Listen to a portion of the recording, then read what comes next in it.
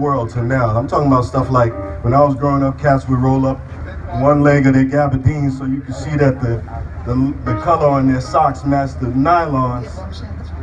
That look ended up on Paris runways. Started right here. So this poem that I'm gonna do is, I wrote it a couple of years in a moment of observation and angst at how the neighborhood has been changing and my concern that the culture might be vanishing. First came the hipsters to tame the land, to pacify the natives, the original man. And then the settlers and homesteaders brought the cavalry to stop and frisk me, making it safe for the yuppies.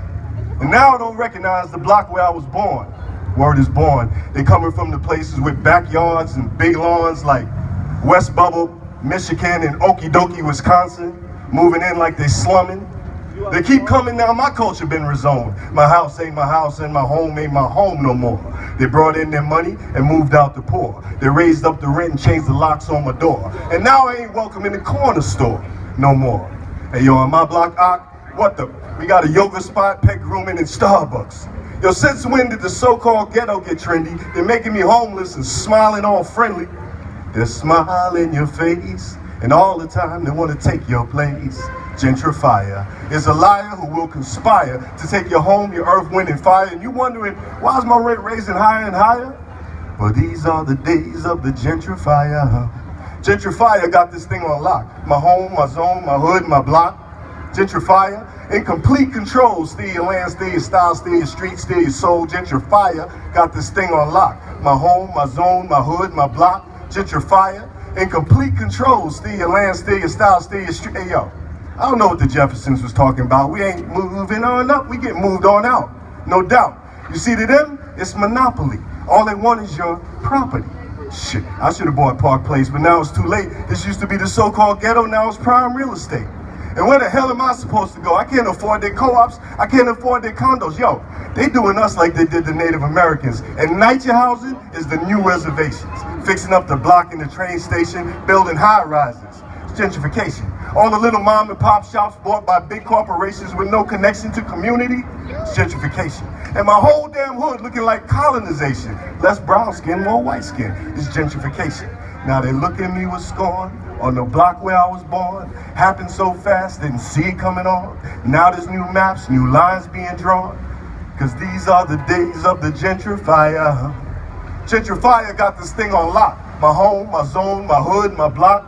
Gentrifier in complete control. Steal your land, steal your style, steal your street, steal your soul. Gentrifier got this thing on lock. My home, my zone, my hood, my block. Gentrifier in complete control. Steal your land, steal your style, steal your street.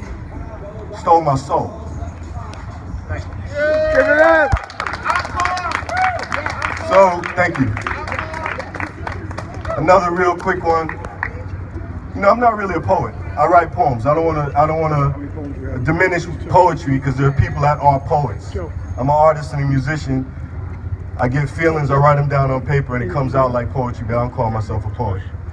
A couple of years ago, I was riding on the A train during rush hour. It was crowded, and it was loud. People were into their daily routines, talking to each other on their phones, on their laptops, sound of the train and the announcements. But you know, through all that cacophony of sound, I was hearing this voice, and this voice was soothing. There was something about it that made me feel calm, and I started to key in on this voice and listen to what it was saying, and this voice was dropping wisdom.